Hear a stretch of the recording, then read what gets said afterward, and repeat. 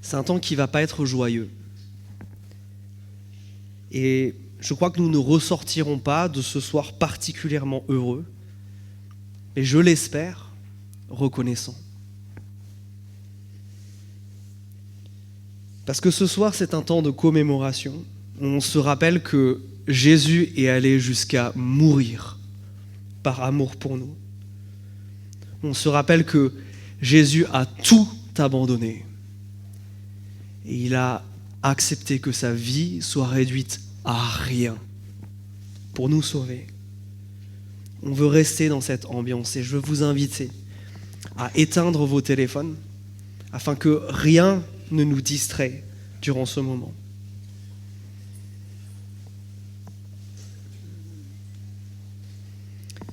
Cette soirée s'appelle Tout, tout rien. Tout, c'est ce que Jésus avait dans les cieux. Et tout, c'est ce qu'il a accepté d'abandonner sur la croix. Rien, c'est ce qui lui manquait là-haut. Et rien, c'est ce à quoi il a accepté d'être réduit à cause de notre péché. Et je veux reprendre le cheminement de Pâques un tout petit peu après, là où Jonathan nous a laissés tout à l'heure. Après avoir pris ce repas de la Cène, Jésus se met en marche avec ses disciples jusqu'au jardin de Gethsémanée, jusqu'au mont des Oliviers. Sur leur chemin, il leur donne la funeste nouvelle. Ce soir, il va être arrêté, trahi, et il va mourir. Les disciples sont choqués, et Pierre lui dit « Mais Seigneur, moi jamais je t'abandonnerai, moi jusqu'au bout je serai avec toi. » C'est là que Jésus lui délivre une nouvelle pire encore. « Toi, Pierre, toi le plus zélé, toi le premier à avoir confessé que je suis Christ, toi tu vas me renier 3 fois. » Ils discutent sur leur chemin. Et là-dessus, Jésus arrive avec eux au lieu dit Gethsémanée et dit aux disciples « Asseyez-vous ici pendant que je m'éloignerai pour prier. » Il prit avec lui Pierre et les 2 fils de Zébédée. Il commença alors à éprouver la tristesse et l'angoisse.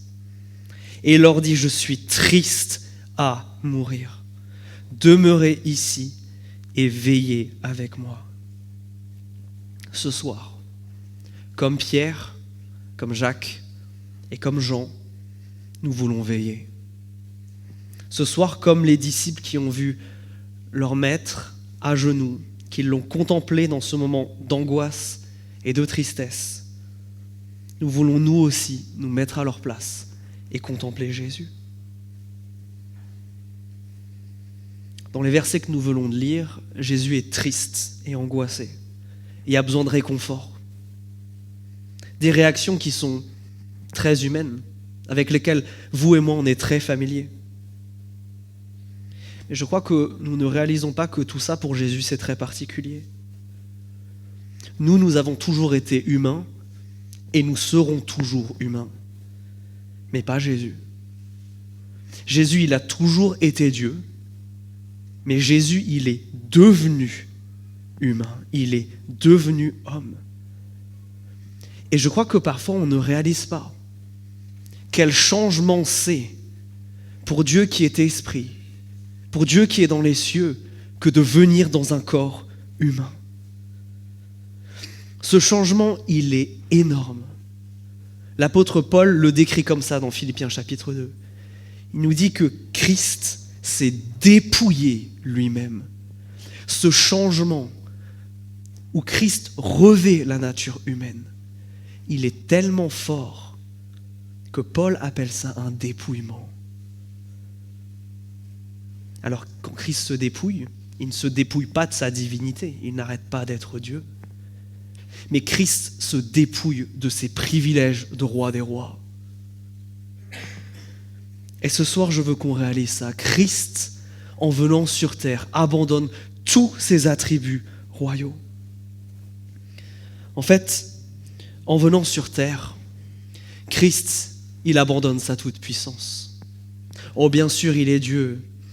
Et s'il appelait les anges à l'aide, il viendrait le délivrer. Mais en descendant sur terre, Christ dépose son sceptre, dépose le symbole de son autorité, le symbole de ta toute-puissance, le fait que lui soit sans limite. Il accepte d'avoir des limites. À quoi ça ressemble? Pour quelqu'un qui n'avait, par exemple, jamais connu la fatigue, même après avoir créé l'univers, de se retrouver épuisé après une journée à travailler le bois sur cette terre. Lui qui tient l'univers en place par son pouvoir et sans le moindre effort, dans un bateau au milieu d'une tempête, exténué, il dort. Lui qui est entouré de la douce chaleur de la gloire de Yahweh, a connu la température accablante du soleil de Judée. Lui qui n'avait connu ni le manque ni la faim, a demandé qu'on lui donne de l'eau et du pain. Mais c'est pas tout. Christ, il a profondément changé d'environnement quand il est venu. Le roi est descendu de son trône. Il a quitté son palais céleste pour venir sur cette terre. Quel changement radical! Quel abandon! À quoi ça ressemble? Pour quelqu'un qui vit dans la sainteté, là où il n'y a ni péché, ni impureté, où tout est blanc et brillant, de venir sur une terre sale à cause du mal, décadente, violente, poussiéreuse et malheureuse. Lui qui est si grand que même les cieux ne peuvent contenir sa gloire, a accepté de venir dans le corps d'un tout petit bébé dans une mangeoire. Lui, dont la demeure aux cieux est d'une beauté inégalée, se trouve à vivre sur terre comme un immigré, ballotté en Égypte, à Bethléem, de Capernaum à Jérusalem. À cause de sa mission, il n'a ni foyer ni maison, des rochers pour oreiller et de l'herbe pour sommier. Voilà ce qui remplace le céleste palace. Mais c'est pas tout. Il y a encore plus. Un roi, ça se reconnaît à sa couronne. La couronne, c'est ce qui vous fait tout de suite comprendre que vous avez affaire à quelqu'un de particulier, à qui on doit respecter, à qui on doit se comporter d'une manière différente. Quand Christ vient sur terre, il pose cette couronne. Et il vient en tant que simple être humain. Et ça aussi, ça change tout. Lui dont le nom, dont l'évocation du nom fait trembler les démons, se retrouve oppressé par Satan et obligé de lui résister. Lui devant qui les séraphins les plus majestueux sont obligés de se couvrir les yeux et considéré comme un gueux par les rois, les princes et les religieux. Lui devant qui toute la création s'incline et se prosterne. C'est lui qui tombe à genoux pour nettoyer les pieds de ceux qui vont plus tard l'abandonner. Lui dont le nom est symbole de puissance et d'autorité, est sur terre, sujet aux insultes et aux rejets. Lui qui n'a toujours fait qu'aimer, guérir et relever, est accusé d'avoir brisé sa propre loi et d'être possédé. Lui pour qui, en un instant, des myriades d'anges donneraient leur vie, se trouve abandonné et trahi, renié par ses plus proches amis. Lui qui fait partie de la Trinité, de la triunité, qui n'est jamais seul, qui n'est jamais délaissé, sur la croix va s'écrier « Père, Père, pourquoi m'as-tu abandonné ?» En venant en tant qu'homme, Jésus-Christ fait un sacrifice qui est énorme. Et c'est ce Jésus que nous voulons louer ce soir. Nous voulons nous rappeler de ce que venir sur terre, ça a représenté. Ce soir, on veut contempler ces réalités. Ce soir, on veut s'autoriser à essayer de comprendre. Et je vous propose que par le chant, nous adorions celui qui a laissé sa gloire céleste pour nous sauver.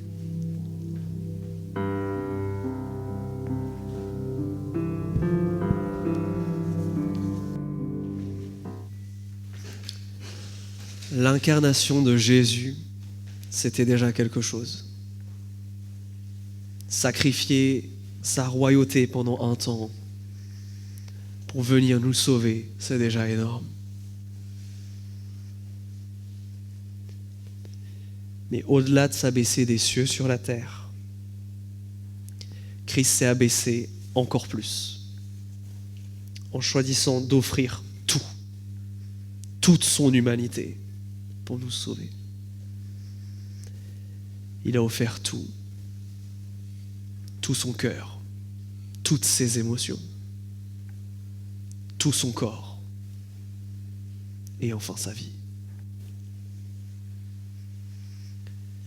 Dans ce jardin de Gethsémanée, c'est tout l'être intérieur de Jésus qui est réduit à rien. Ce sont ses émotions qui trinquent en premier. Ensuite, c'est son corps. Et enfin, c'est sa vie. Regardez. Il commença alors à éprouver la tristesse et l'angoisse. Et il leur dit, je suis triste à mourir. Demeurez ici et veillez avec moi. Puis il s'avança un peu, tomba face contre terre et pria ainsi, mon Père, si c'est possible, que cette coupe s'éloigne de moi. Toutefois, non pas comme moi je veux, mais comme toi tu veux. Il vint vers les disciples, qu'il trouva endormis. Il dit alors à Pierre, vous n'avez donc pas été capable de veiller 1 heure avec moi ? Veillez et priez afin de ne pas rentrer dans l'épreuve. L'esprit est ardent, mais la chair est faible. Il s'éloigna une 2e fois et pria ainsi.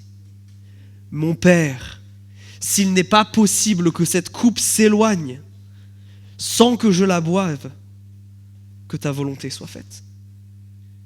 Il revint et les trouva encore endormis, car ils avaient les yeux lourds. Il les quitta, s'éloigna de nouveau et pria pour la 3e fois en répétant les mêmes paroles. La tristesse que ressent Jésus, elle est palpable dans ce texte. Et des raisons d'être triste, il en a plein. Ses amis ne le soutiennent pas, ils s'endorment. Une des rares fois où dans l'Écriture, on a Jésus qui demande de l'aide. On a Jésus qui, pour une fois, n'est pas en train de servir, mais a besoin d'être servi, a besoin de réconfort émotionnel, parce que prier cette prière, c'est tellement dur pour lui, que même après avoir dit à Dieu ce qu'il a dit, après même s'être soumis à la volonté de Dieu, il a besoin de réconfort, parce que notre Jésus était vraiment humain. Mais alors que le roi des rois a enfin besoin d'un peu d'aide, ses plus proches amis sont endormis. Le trio de choc, ceux qui vont être les piliers de l'Église, ceux-là dorment. Triste il l'est parce que ces mêmes amis non seulement dorment, mais dans quelques instants vont l'abandonner, le trahir et le renier. Ils vont le laisser se faire capturer et mourir. Jésus ici, il verse aussi les mêmes larmes qu'il a versées il y a quelques jours avant cela, quand il était sur les collines et qu'il contemplait Jérusalem et son peuple. Regardant la ville et regardant ce peuple, Jésus pleurait, parce qu'il se rendait bien compte que dans quelques jours, ce peuple qu'il voulait sauver, ce peuple qu'il aimait tellement, qui était censé être la lumière pour les autres nations, pour que ces autres nations viennent vers Jésus, ceux-là même, non seulement elle n'allait pas le reconnaître, mais elle allait le mettre à mort. Ceux que Jésus voulait sauver allaient le tuer.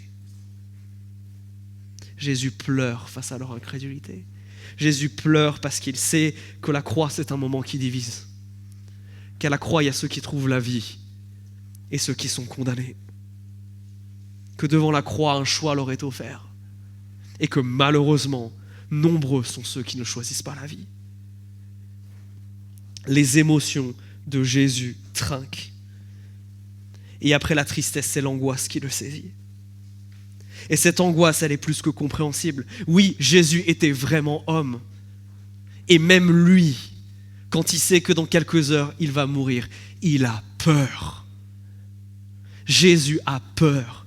C'est pour ça qu'il a dit à Dieu, si c'est possible de sauver l'humanité sans que j'aie à mourir sur la croix, Seigneur, on le fait. Mais après, il a ajouté, non pas ma volonté, mais la tienne. Parce que Jésus, malgré toute sa peur, malgré toute son angoisse, malgré tout son désarroi, il sait très bien qu'il n'y a qu'une seule solution pour nous sauver, c'est sa mort. Mais ça ne l'empêche pas d'avoir peur, d'avoir terriblement peur. L'angoisse de l'agonie à venir, l'angoisse des souffrances qu'il va endurer, l'angoisse de la nuit en prison qui se profile, l'angoisse de la croix le lendemain. Tout ça, ça met Jésus dans un état émotionnel qui est absolument chaotique. Oui, Jésus a tout abandonné, sa royauté, et là, c'est ses émotions. La présence de ses amis n'arrive ni à calmer l'angoisse, ni l'agonie, ni à résoudre le fait que Jésus se sent profondément seul et triste. Délaissé par les humains, il le sera jusqu'au bout. Mais voyant autant de souffrance chez son fils, Dieu le Père enverra un ange pour le réconforter. C'est l'évangile de Luc qui nous apporte ce détail. Jésus est épuisé, émotionnellement écrasé, réduit à rien dans sa psyché. Et dans le dépouillement de sa vie qu'il y a lieu ici, après ses émotions vient son corps. Luc, toujours qui était médecin, note un détail important dans cette scène. Dans son témoignage des faits, il dit « En proie à l'angoisse, Jésus priait avec plus de ferveur encore. Et la sueur devient comme des gouttes de sang tombant à terre. » Ce détail est important parce qu'il nous montre que Jésus ici souffre d'un truc qui s'appelle l'hématidrose. C'est une condition qui nous fait suer du sang quand notre stress est démesuré. Jésus a peur. Et après ces émotions, c'est son corps qui commence à réagir. Ça commence par la sueur. Ça continue par la fatigue générale. Jésus a passé la nuit ensuite en prison. Après ça, c'est son dos qui va trinquer. Le lendemain matin, c'est le fouet qui l'attend. Fouet plein de morceaux de métal et d'os qui lui déchirent le dos. Et avec cette condition, croyez-moi, malheureusement, ça saigne abondamment. Après le dos de Jésus, c'est son crâne. On lui enfonce l'affreuse couronne d'épines. Mais ça continue. Ensuite, c'est ses épaules, ses bras, qu'on met à rude épreuve parce que le sadisme des Romains est poussé à son paroxysme, il va devoir porter sa croix. Et il ne va pas y arriver jusqu'au bout. Il va s'écrouler en chemin, il va avoir besoin d'aide. Et là, on arrive au moment atroce. Celui où c'est des clous qui viennent percer ses poignets.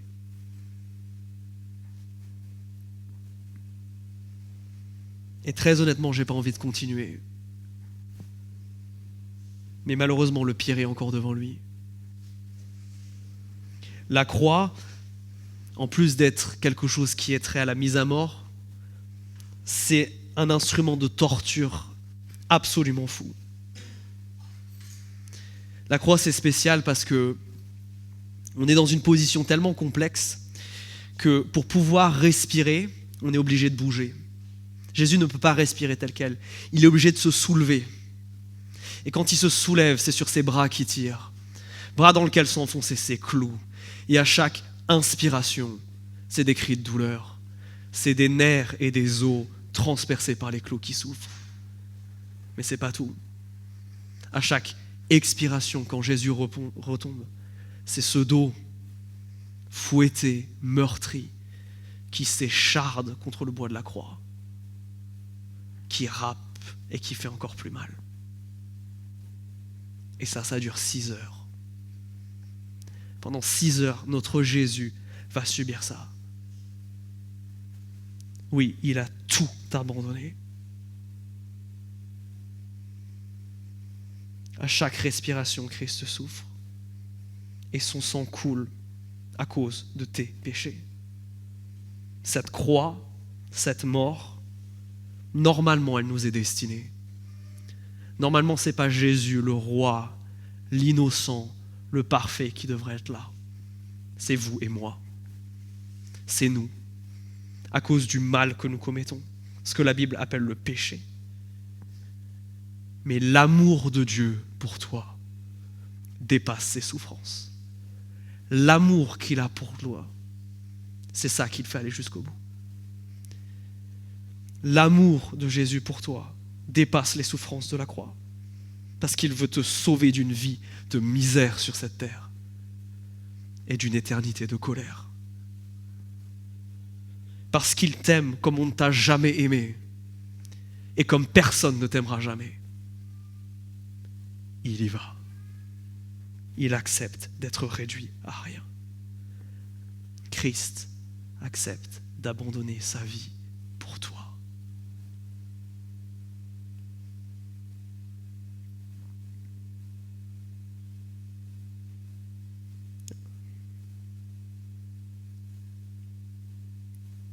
Mes amis, quand on réalise l'acte d'amour que Jésus a fait pour nous, il n'y a malheureusement rien qu'on puisse faire quelque part pour lui rendre l'appareil. C'est pas possible. La bonne nouvelle, c'est que Dieu ne nous demande pas de lui rendre l'appareil. La seule chose que nous pouvons offrir à Dieu en pensant à tout ça, c'est un esprit de reconnaissance. C'est une adoration. C'est un merci Seigneur, parce que je ne mérite pas, mais t'es allé jusque-là pour moi. Mes amis, je vous invite maintenant à continuer notre adoration, à l'adorer pour le sacrifice qu'il a accompli, pour le sang qui coule de la croix, pour l'amour qu'il déploie, parce que ses mains clouées nous disent « Je vous aime, grand comme ça ».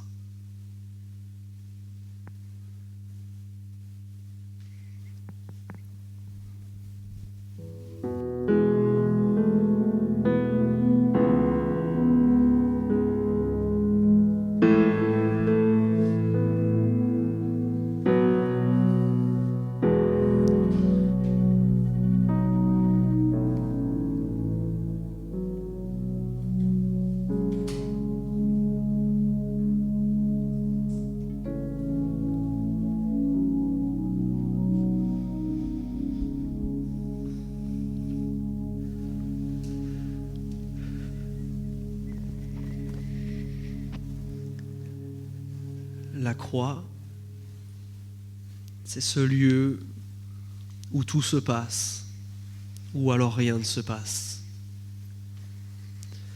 Pour Judas, c'était rien. Judas a vu la croix, il est parti, et malheureusement sa vie s'est finie. Mais pour les autres, il y a quelque chose d'autre qui s'est passé. Après avoir fui, après avoir été lâche, après avoir abandonné Jésus, après l'avoir déçu, après avoir péché contre lui, chose auxquelles beaucoup d'entre nous peuvent s'identifier, ils se sont tournés vers la croix. Ils ont vu Jésus souffrant, mourant pour eux, et ça a changé leur vie. La croix, c'est un endroit où il y a une décision à prendre. Ce n'est pas quelque chose pour lequel on peut rester neutre. On ne peut pas rester neutre en sachant qu'il y a quelqu'un qui est mort pour nous. Soit on l'accueille avec reconnaissance, soit on le rejette. Mais la croix, c'est un lieu qui ne laisse personne indécis. Quand tu penses à cette croix, qu'est-ce que tu ressens? Est-ce que ce qui te vient en tête, c'est toutes tes erreurs, toutes tes fautes, face à un amour si grand? Si c'est ça, il faut que tu te tournes vers la croix, parce que c'est là que Dieu te pardonne. Si à la croix, tu ressens de la honte, si à la croix tu ressens du désespoir, c'est vers la croix qu'il faut te tourner. Parce que c'est là que Jésus peut tout te donner. Il a été réduit à rien pour que tu aies tout. Peut-être que pour toi, cette histoire, tu l'as entendue 1000 fois. Et que pour le moment, ça n'a rien changé. Mais aujourd'hui comme hier, Jésus t'appelle. Cet amour-là, il est toujours disponible. Cet amour, il est toujours là pour toi. La question, c'est est-ce que tu en veux? Est-ce que le cri de ton cœur, c'est merci pour la croix? Et je veux vous inviter maintenant à répondre à tout ce que nous venons de chanter, à tout ce que nous venons de dire, à tout ce dont nous venons de nous rappeler. Je veux vous inviter à faire un geste maintenant, à vous tourner vers la croix. Si vous voulez bien vous lever et vous retourner.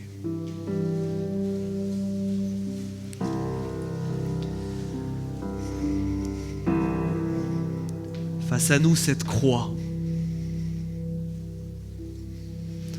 Quand tu vois Jésus dessus, qu'est-ce qu'il te vient dans le cœur?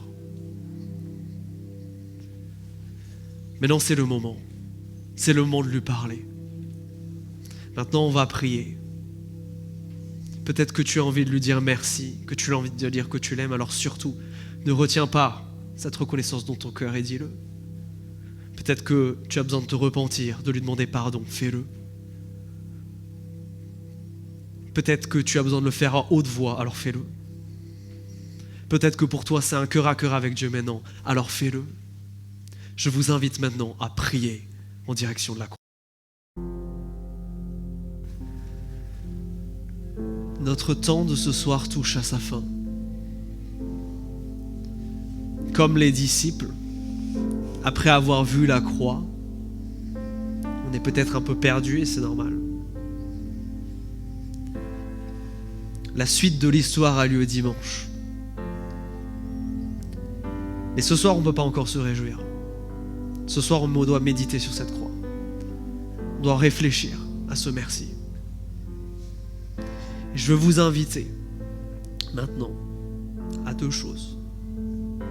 Soit vous voulez continuer à prendre du temps avec Jésus, soit vous voulez continuer à contempler cette croix et à lui dire merci et vous êtes les bienvenus à rester dans cette salle. Sinon, et quand vous avez fini de dire merci à Jésus, je veux vous inviter à sortir par la porte qui se trouve à ma gauche. Je vous demanderai, pour garder la tonalité de ce moment, de bien vouloir garder le calme, qu'on puisse ne pas prendre le temps de discuter les uns avec les autres, et que comme les disciples, on puisse rentrer chacun chez soi. Ce soir, on se rappelle de la croix. Ce soir, c'est triste. Dimanche viendra l'espoir. Mais jusque-là, bonne soirée à chacun.